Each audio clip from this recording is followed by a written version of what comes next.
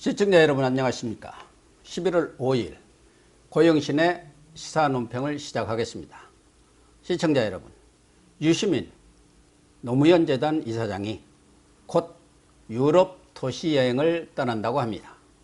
유 이사장은 생업 때문에 2주 정도 유튜브 방송 알릴레오를 쉰다면서 유럽 도시기행 1권을 출간을 했고 2권을 작업 중인데 조국 전쟁에 종군하느라고 진도가 나지 않았다.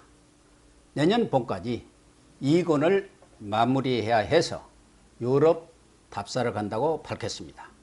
조국 지키기, 조국 수호 전사에서 스스로 본업이라고 말하는 작가로 당분간 돌아가겠다는 선언으로 보입니다.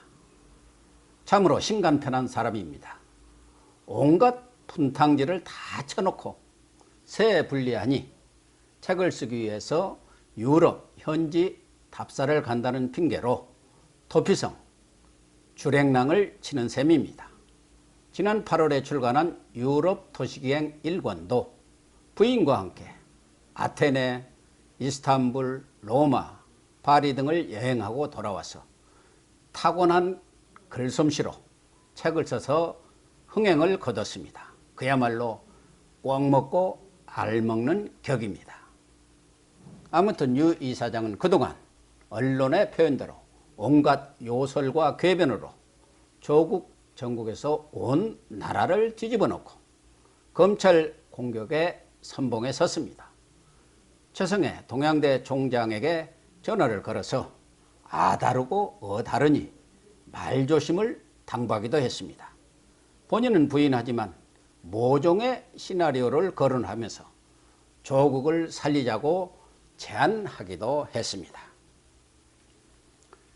정경심 교수가 연구실에서 컴퓨터를 몰래 반출한 것을 증거인멸이 아니라 증거보존이라는 황당한 주장을 펴는가 하면 KBS와 검찰 유착설, 서울대 촛불집회 비하 발언, 유튜브 방송의 성희롱 발언 논란, 조국 가족의 집사 역할을 한 한투증권 김경록 차장 인터뷰의 악의적 편집 등 10손가락으로도 부족할 정도로 억지, 왜곡 주장을 펴왔습니다. 특히 검찰 수사에 대해서는 가족 인질극이니 저질 스릴러, 총칼 든 위헌적 구태다, 윤석열난이라고 막말성 비난을 퍼부었습니다. 급기야 조국이 사퇴하자 윤석열 검찰총장을 직격하고 나섰습니다.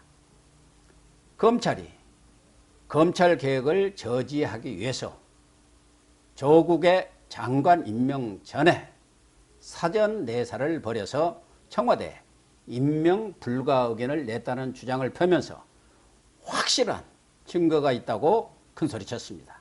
그러나 그 내사서를 뒷받침할 증거는 없다, 이렇게 실토하면서 윤 총장이 A라는 익명의 청와대 외부 인사를 만나서 말했다는 녹취록을 카더라식으로 전하면서 내사설은 자신의 판단과 추론이라고 꼬리를 내렸습니다. 윤 총장을 호락호락하게 봤다가 임자를 만난 셈이죠. 윤 총장 측은 근거 없는 추측으로 공직자의 정당한 공무수행을 방해해 왔다고 강하게 반박하고 나섰습니다. 범의 코털을 뽑으려고 듭니다. 된통 역공을 당한 것입니다. 유 이사장은 검찰 수사 등의 방해 혐의로 시민단체가 고발한 사건은 서울지검 형사부가, 그리고 최성해 총장에 대한 증거인멸 강요, 직권남용 권리행사 방해 혐의 고발 사건은 서울중앙지검 반부패수사부에서 맡고 있습니다. 검찰이 적당하게 넘어갈 사안이 아닌 것입니다.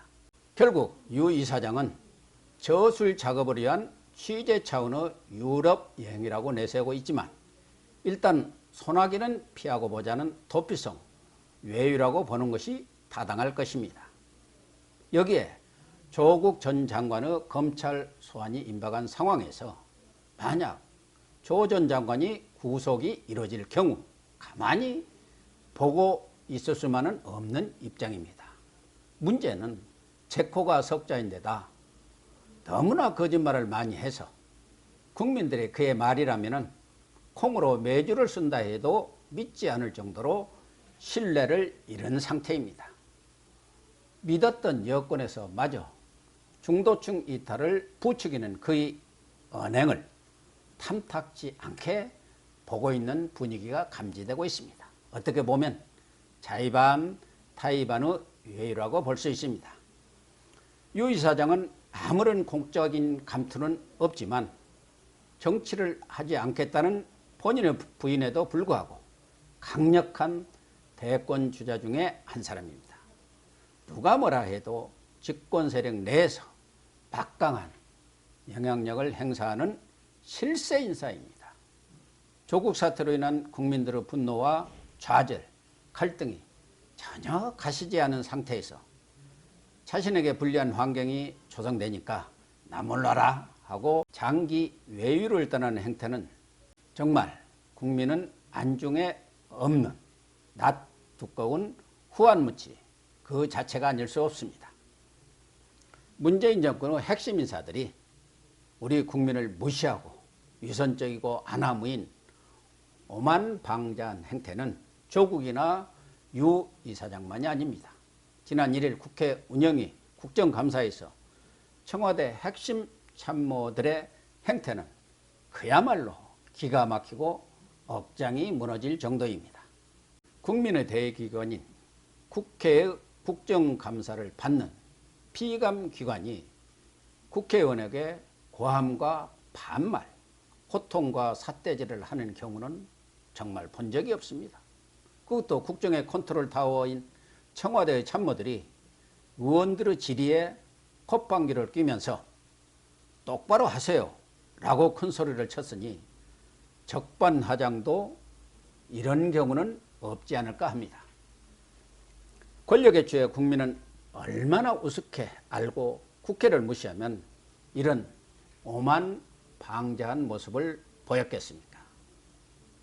노영민 비서실장은 조국 인사 실패에 대해 사과를 하기는커녕 결과적으로 그렇게 되었다고 어물쩍 넘어가려다가 대통령 닮아가느냐는 질책을 받고 되려 모욕하지 말라고 발끈하고 나섰습니다. 민주국가에서 그것도 국감을 하는 국회의원들이 대통령에 대해서 입도 뻥끗하지 말라는 것입니까? 제왕적 대통령이라더니 청와대 참모들에게 문재인 대통령은 어떤 비판도 용납되지 않는 절대 군주인 왕으로 비치는 모양입니다. 정치권과의 소통을 책임지고 있는 강기정 정무수석은 눈뜨고 볼 수 없는 목불인견의 광경을 연출했습니다. 강 수석은 나경원 한국당 대표와 정의용 청와대 안보실장 간의 질의응답에 불쑥 끼어들어서 우기다가 뭐예요? 우기다가 뭐냐고 고함을 질러댔습니다. 북한의 미사일 위협이 우리 안보에 위중한 위협이 안 된다는 정의용 안보실장의 답변에 대해 억지 주장이고 우기는 답변이라고 생각하지 않는 우리 국민이 단 한 사람이라도 있을지 의문입니다. 국가의 전망, 국민의 생존이 걸린 문제를 심도 있게 따지는 제1야당 원내대표에 대해 정무수석이 느닷없이 삿대질을 하고 고함을 치는 행위는 해도 해도 너무한 것 아닌가요? 아마 공수처법 등 정치 현안 처리에 협조하지 않는다고 불만을 폭발한 것인지는 몰라도 국회와 국민에 대한 무시이자 협박이 아닐 수 없습니다. 오죽하면 민주당 의총에서도 청와대 수석들이 그런 행동을 하면 안 된다 이런 쓴소리가 나왔겠습니까?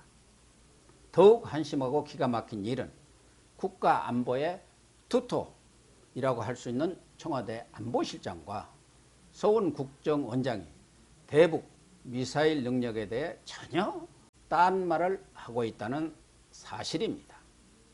정우영 실장은 북한의 이스칸데르급 미사일 등 신형 미사일이 우리 안보에 위협이 되지 않는다고 주장한 반면 서훈 국정원장은 북한 미사일이 액체 연료에서 준비가 필요 없는 고체 연료로 바뀌어 사드 탐지가 어렵기 때문에 중대한 위협이 된다고 어제 국정원 국정감사에서 밝혔습니다. 북한의 대륙간 탄도미사일 ICBM과 관련해서도 정 실장은 북한이 이동식 발사대로 ICBM을 발사할 수 없다면서 동창리 미사일 발사장이 폐기되었으니 발사 능력이 없다고 주장했습니다. 그러나 서훈 원장은 미사일을 이동식 발사대에 싣고 일정 지점으로 옮겨서 발사대를 설치해서 발사를 하더라도 이동식 발사에 해당된다고 정 실장의 주장을 부인했습니다. 정경두 국방장관도 서 원장과 같은 취지의 답변을 했습니다. 이처럼 우리 안보를 책임지고 있는 최고위 인사들이 북한의 미사일 전력에 대한 판단과 인식이 완전히 다르니 도대체 누구 말이 맞는 것입니까? 그리고 우리 국민들은 어느 장단에 맞춰 춤을 춰야 하는 것입니까? 참으로 한심한 작태가 아닐 수 없습니다. 아무리 북한의 눈치를 본다 해도 국가 안보까지 정치적으로 해석하고 이용하니 세계 최강을 자랑하는 우리 군이 2년 반 만에 민병대 수준으로 전락했다는 얘기가 나오는 것 아니겠습니까? 문재인 대통령은 지난 예산안 시정 연설에서 다른 생각을 가진 분들의 의견을 경청하고 스스로 성찰하겠다고 다짐했습니다. 조국 사태에 대한 반성이죠. 그리고 더 자주 국민의 소리를 듣고 국회와 함께 하겠다고 약속을 했습니다. 그 다짐과 약속이 구두선이 아니라면 국회와 국민을 무시하는 오만방자한 참모와 내각을 일대쇄신하는 결단을 조기에 내려줄 것을 촉구합니다. 그래야 문 대통령이 나머지 임기 절반을 무사히 마치고 퇴임하는 대통령이 되지 않을까 생각합니다. 오른쪽 붉은 구독 버튼을 눌러주시길 당부드리면서 오늘 방송 마치도록 하겠습니다. 감사합니다.